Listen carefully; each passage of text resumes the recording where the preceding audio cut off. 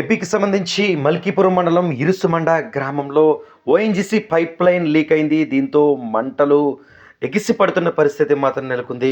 దీంతో ఒక భయాందోళన వాతావరణం కోనసీమకు సంబంధించి ఇరుసుమండ తదితర ప్రాంతాల్లో నెలకొన్నట్లుగా మనకి సమాచారం అంది. దీంతో జిల్లా ఎస్పీతో పాటు పోలీసు అధికార యంత్రాంగం అంతా అక్కడికి చేరుకుంది.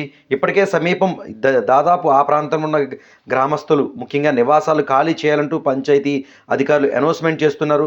ఏదో పగటిపూట మంచు కురిసే మాదిరిగా ఓఎన్జీకి సంబంధించిన గ్యాస్ అంతా దాదాపు గ్రామం అంతా ఈ పంట పొలాలు కొబ్బరి తోటల చుట్టూ అలుముకున్న పరిస్థితి మాత్రం నెలకొంది.